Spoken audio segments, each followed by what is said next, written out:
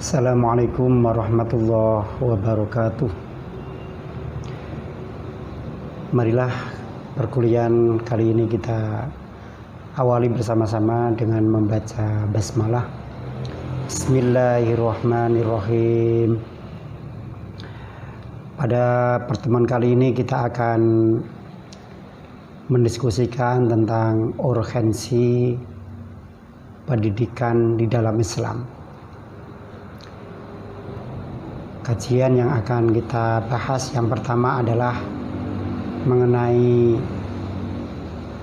pengertian pendidikan, kemudian pendidikan menurut Islam itu seperti apa. Nanti berikutnya akan kita bicarakan mengenai lingkup kajian pendidikan di dalam Islam itu meliputi apa saja. Kemudian setelah itu akan berbicara tentang urgensi pendidikan dalam Islam. Mengapa pendidikan itu diperlukan menurut Islam? Ya. Baiklah, kita mulai yang pertama mengenai pengertian pendidikan dalam Islam. Pengertian pendidikan di dalam Islam itu mengacu kepada tiga istilah atau tiga term, di mana tiga term itu nanti akan membedakan secara epistemologi, secara etimologis maupun secara aksiologi. Tiga term yang dimaksud adalah tarbiyah, ta'lim, dan ta'dib. Ada tiga term tersebut yang nanti akan kita bahas dan akan mendatangkan sebuah definisi tentang pendidikan menurut Islam itu seperti apa. Yang pertama adalah tarbiyah. Kata tarbiyah kalau kita runut di dalam Al-Quran memang tidak ada kata tarbiyah secara utuh. Tarbiyah tidak ada. Ingat, tarbiyah ini lafalnya adalah ta ro ba ya ta, tarbiyah tanpa tasdid. Tarbiyah, bukan tarbiyah, ya. Di dalam Al-Quran secara filosofi dan secara genealogi ditemukan dari berbagai kata yang ada hubungannya dengan tarbiyah, yaitu ada kata roba yarbu, ada kata robia yarba, ada kata roba'a yarba'u, kemudian ada kata robba yurobbi. Ya, nanti yang sering kita jadikan sebagai pedoman dan pembahasan adalah ini, robba yurobbi, dan yang terakhir adalah robba yarubbu, seperti robbil alamin, nurabbika, dan sebagainya. Kita mulai yang pertama adalah robba. Robba yurobbi ini adalah kata yang paling umum, yang sangat mudah dicari di dalam Al-Quran dari segi fonologi maupun dari segi derivasi. Kalau kita lihat di dalam surat Al-Isra ayat 24, di sana ada ayat yang berbunyi wa qur rabbirhamhuma kama rabbayani shaghira. Ada kata-kata rabbayani. Rabbayani ini dari kata robba yurobbi, ya. Nah, nanti dari kata rabbayani, robba ini akan menjadi masdar tarbiyah. Kalau menurut Imam Ibnu Malik, bahwa kata robba ini memiliki masdar tarbiyah tanpa syaddah. Wa zakkihi tazkiyatan wa ajmala. Nah, tarbiyah.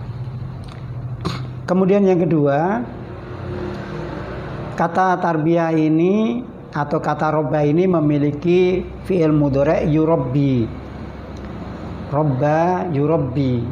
Ini dalam Al-Quran ditemukan di dalam surat Asy-Syu'ara ayat 18. Itu kata Fir'aun kepada Nabi Musa, qala alam nurabbika fina walidan walabista fina min umurika sinin.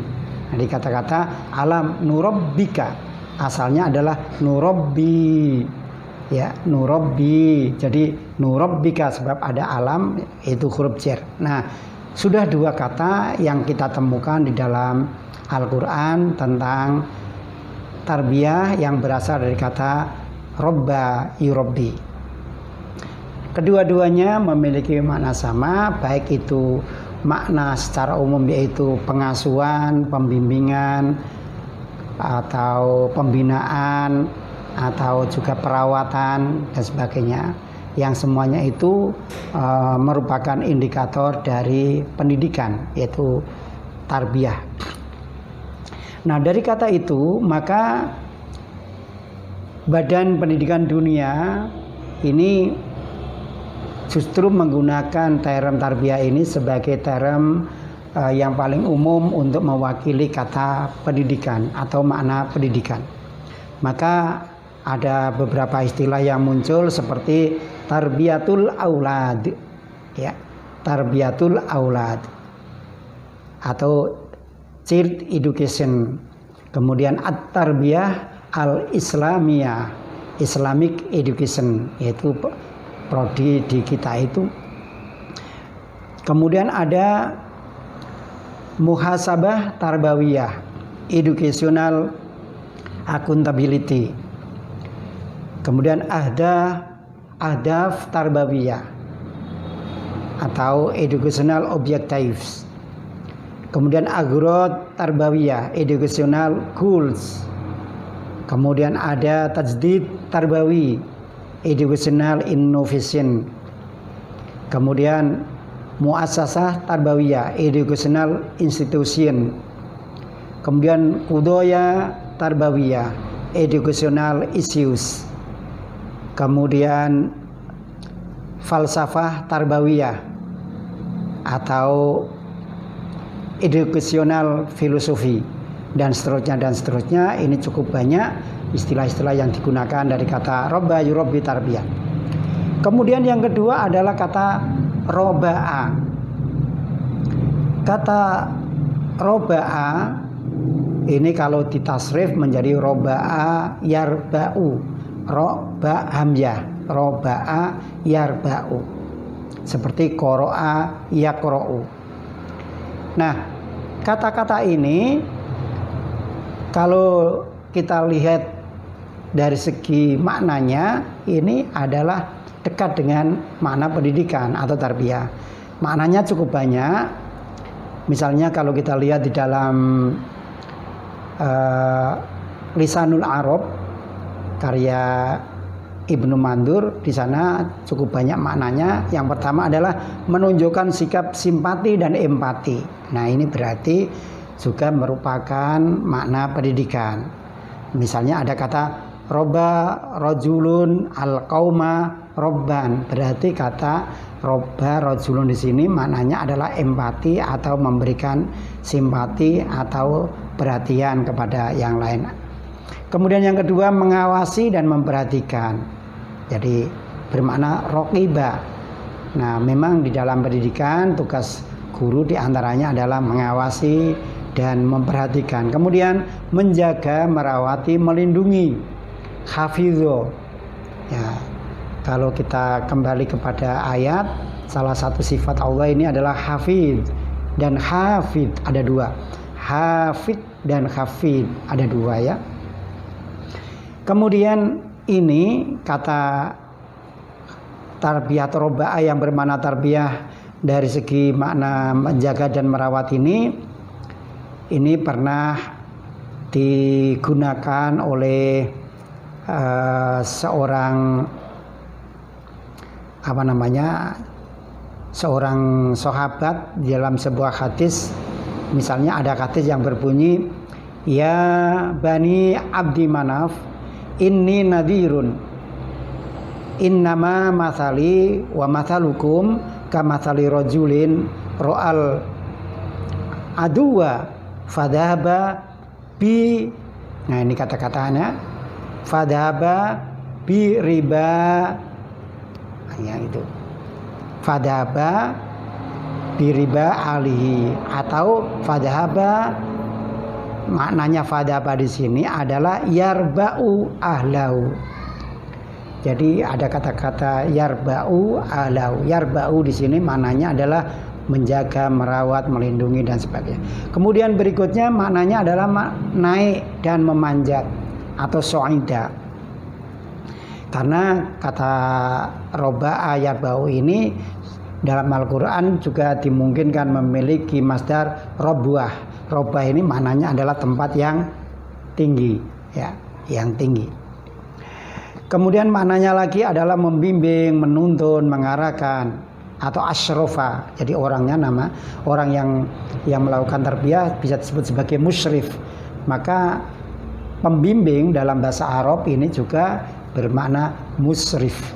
Mim pakai shin besar, mim shin ro fa, musyrif, bukan musrif. Kalau musrif pakai shod maknanya adalah distributor. Kemudian menjunjung tinggi, memuliakan, meluhurkan, dan sebagainya. Ini makna dari kata. Kemudian bersikap hati-hati dan waspada, atau hadaro, jadi mukhdir, hadir. Kemudian bermakna subur, makmur, meningkat, yaitu seperti kata zakat. Jadi tarbiyah maknanya sama dengan zakat atau irtafa'ah. Ini maknanya mana harfiahnya. Nah, kata roba'a ini juga pernah digunakan dalam sebuah hadis yang pernah disitir oleh Ibnul Athir, seorang ahli sejarah. Hadisnya berbunyi, alladzina yakhrusul qauma wa yattali'ul lahum khaufan min ayyak sibahumul adwa.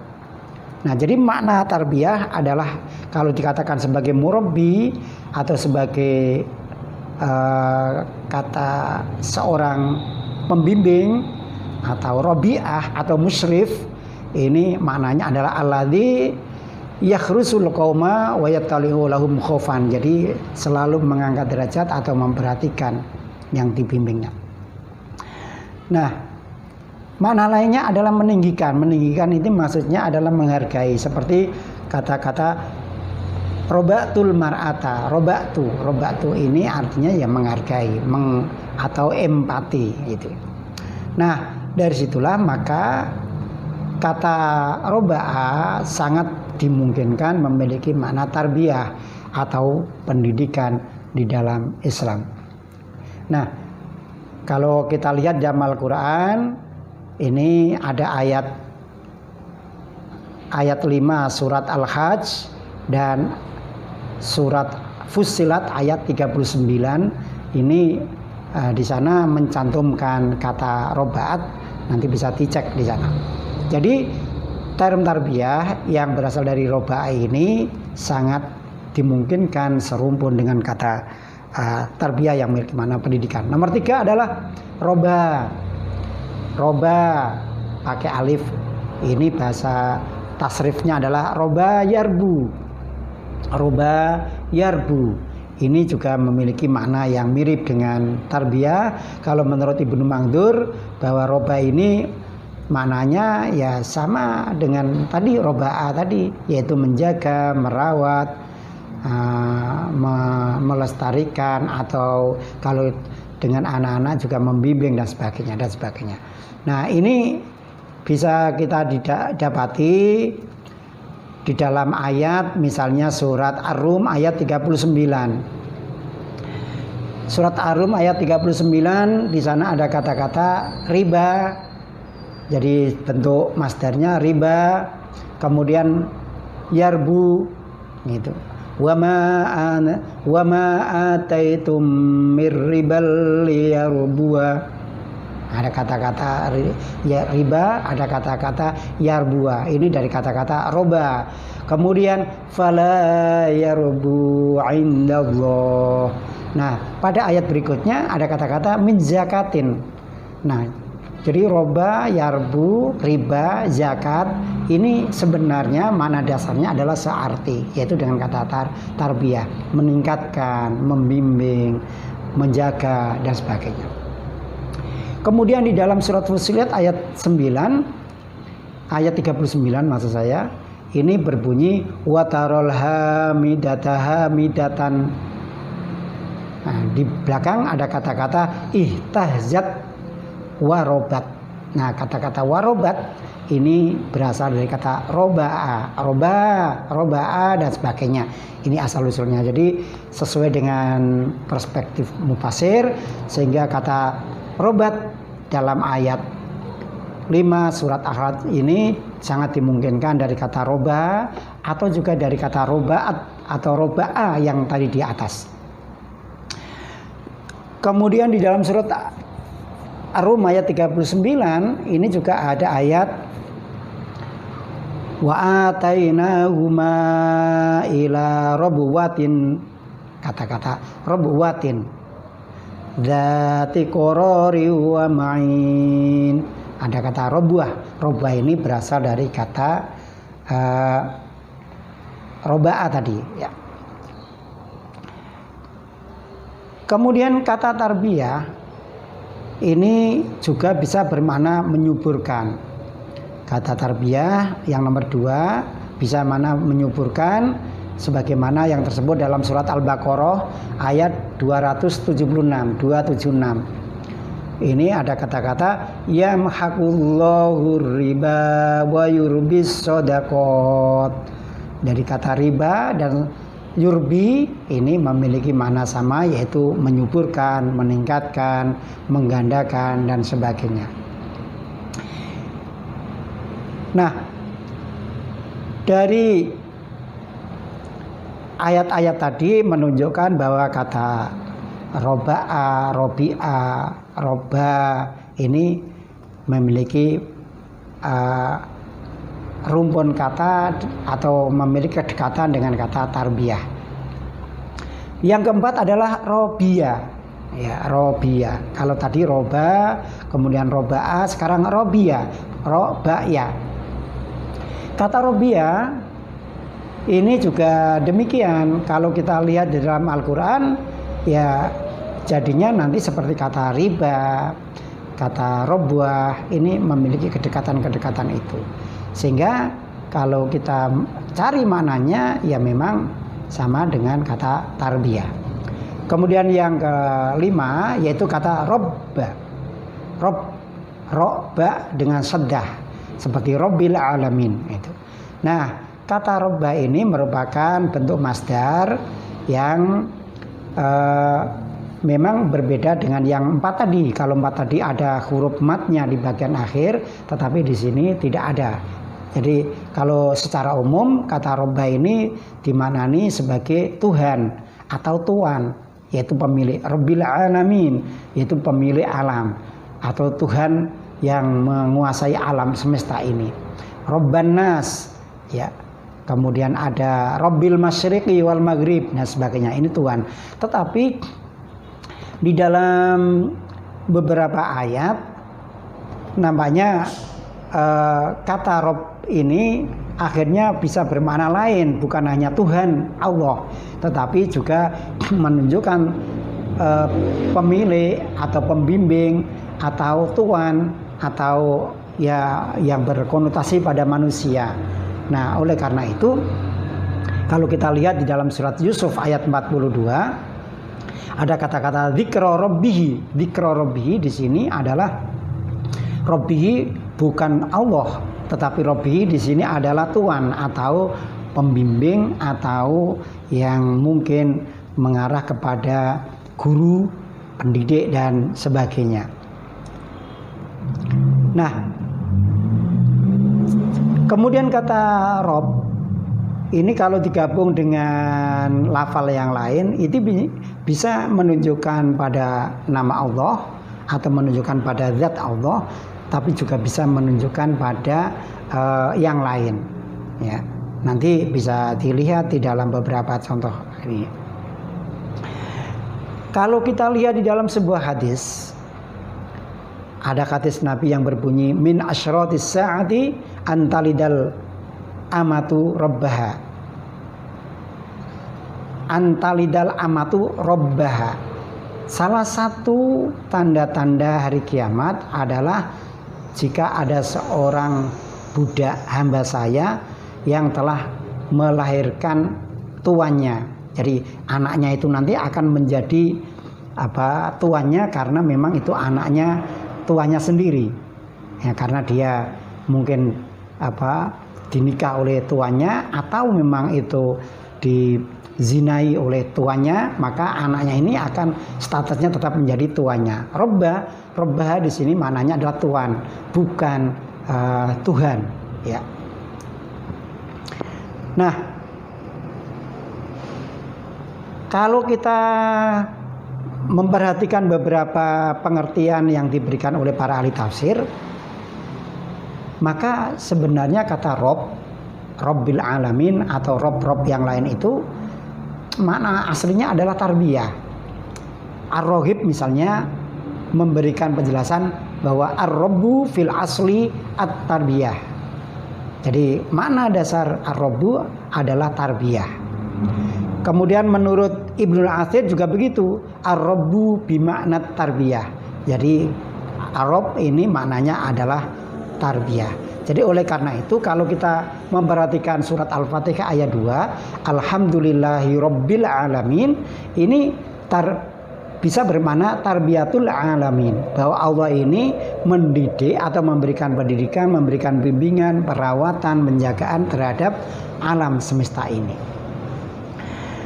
Nah, itu beberapa pendapat. Kemudian menurut Al-Baidawi, dalam tafsirnya Tafsir Al-Baidawi, ini juga menjelaskan bahwa memang kalau Rob itu bermakna tarbiyah, maka makna tarbiyahnya kalau memang artinya adalah tablughu syai'a ila kamalhi tadrijan, maka berarti Rabbil Alamin maknanya ya tarbiyatul alam.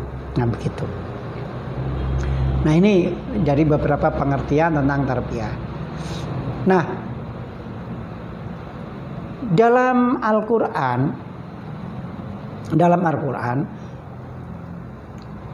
term tarbiyah tidak hanya berupa fi'il madhi robbayani, sohiro, nurobbika dan sebagainya, tapi juga ada yang berupa isim fa'il, yaitu dalam bentuk robbani. Nah, sekarang ini banyak muncul istilah pendidikan robbani, karakter robbani. Nah, bukan hanya itu, mungkin pakaian juga bermerek robbani, ya seperti jilbab robbani, ya misalkan begitu. Nah, robbani ini adalah merupakan kata sifat yang berfungsi sebagai isim.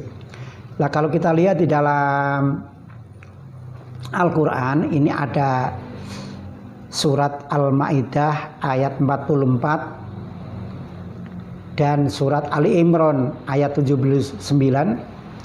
Ini ada kalimat kunu ibadalli min dunillah walakin kunu rabbin, atau walakin kunu rabbaniin. Jadilah robbani. Artinya jadilah kamu sebagai pendidik robbani. Walakin kunu robbani. Ya, itu kata robbani maknanya adalah tarbiyah, dalam arti melakukan kegiatan tarbiyah. Itu tarbiyah. Sekarang yang kedua adalah ta'lim. Kata ta'lim ini dalam Al-Quran cukup banyak. Ada yang berupa fi'il madhi, allama yu'allimu ta'lim. Ada yang berupa fi'il mudhari', yu'allimunan nas. Ada yang berupa fi'il amar dan sebagainya. Ini cukup banyak kata ta'lim dalam Al-Quran, dilihat dari segi derivasinya. Ya setidaknya semua totalnya itu bisa lebih dari 100 di dalam Al-Quran. Nah, kemudian berikutnya adalah ta'dib, dari kata ketiga untuk mewakili pendidikan dalam Islam. Secara etimologis ini ada kata ta'dib. Kata ta'dib Ini dalam Al-Quran memang tidak ditemukan. Tetapi dalam sebuah hadis ada hadis yang menyatakan Ad-dabani Rabbi fa'aksana ta'dibi. Ad-dabani Rabbi fa'aksana ta'dibi. Kata-kata ad-daba di situ kalau dimasdarkan menjadi ta'dib. Ad-daba yu'addibu ta'dib. Artinya melakukan pendidikan secara karakter, ya. Nah, bagaimana dengan hadis? Dengan yang ada di dalam hadis. Kalau di dalam hadis ini kebanyakan menggunakan kata ta'lim, alimu, gitu ya, alimu sobiya. Nah, kemudian ada kata-kata ikra'u, itu juga ada, tapi yang paling banyak adalah kata-kata alim, alimu, alimu, alimu anfusakum wa alikum. Nah, ini alimu. Kalau dalam Al-Quran ku anfusakum, ini maknanya adalah alimu, anfusakum, alikum, ya, dan seterusnya dan seterusnya. Nah, itu dari segi terminologi. Yang kedua, ini kalau kita lihat dari segi ruang lingkup. Nah, bagaimana dengan ruang lingkup dari pembahasan pendidikan dalam Islam? Kalau kita melihat beberapa ayat, jadi misalnya ada ayat yang berbunyi wallahu akhrajakum min butuni ummahatikum la ta'lamuna syai'a, surat An-Nahl ayat 78. Atau juga kalau kita lihat di dalam surat Ali Imran ayat 190 ada kata ulul albab, inna fi khalqis samawati wal ardi wa ikhtilafil laili wan nahari la ayatil liulil albab. Nah, ulil albab di sini ternyata harus yatafakkaruna fi khalqillah wa yadhkurunallaha dan sebagainya. Jadi ini artinya adalah bahwa lingkup pembahasan pendidikan dalam Islam ini cukup luas, bukan hanya di dalam kelas, tetapi cukup luas, yaitu seluas kehidupan manusia itu sendiri. Nah, kalau kita jabarkan di dalam mata kuliah kita ini, maka lingkup pembahasannya adalah meliputi konsepsi Islam tentang fitrah manusia, tujuan pendidikan dalam perspektif Islam, metode dalam pendidikan, media dalam pendidikan, evaluasi, penanggung jawab, kemudian pendidik atau guru dalam perspektif Islam, lingkungan dalam perspektif Islam, reaktualisasi pendidikan Islam dalam masa kini dan sebagainya dan sebagainya. Nah, itu berikutnya. Kemudian bagaimana urgensi pendidikan dalam Islam? Nah, kalau kita lihat, perhatikan ayat tadi, surat Ali Imran ayat 190. Inna fi khalqis samawati wal ardi Inna fi khalqis samawati wal ardi wa ikhtilafil laili wan nahar la ayatil liulil albab. Ada kata-kata albab. Ini memberikan sinyalemen bahwa manusia yang akan menjadi khalifah, yang akan ditunjuk sebagai khalifah, ini harus memiliki kriteria ulul albab. Nah, untuk menjadikan ulul albab tentunya harus memiliki life skill, harus memiliki keterampilan-keterampilan. Maka di situ diperlukan pendidikan. Apalagi kalau kita melihat surat An-Nahl ayat 78, bahwa wallahu akhrajakum min butuni ummahatikum la ta'lamuna syai'a, bahwa Allah ini mengeluarkan kita dari rahim ibu dalam kondisi tidak tahu apa-apa. Tetapi kita diberikan potensi as-sama' wa ja'ala lakum as-sam'a wal absara wal afidah, yaitu hati. Nah, bekal tiga potensi itulah maka mewajibkan manusia harus melakukan pendidikan. Oleh karena itu dalam sosiologi manusia itu disebut sebagai homo educandum. Homo educandum, yaitu makhluk yang berpendidikan dan yang bisa dididik. Kemudian kalau kita lihat di dalam di dalam hadis, ada hadis yang berbunyi kullu mauludin yuladu ilal fitrah, bahwa setiap anak itu ketika dilahirkan dalam keadaan suci, illa abawahuma atau fa'abawahuma yumajisanihi au yunasironi. Artinya anak itu berkembang tidak bisa berkembang secara maksimal sesuai dengan harapan kecuali itu harus melakukan pendidikan. Siapa yang melakukan pendidikan? Yaitu guru, orang tua, lingkungan dan sebagainya. Ini menunjukkan bahwa pendidikan memiliki urgensi yang sangat tinggi.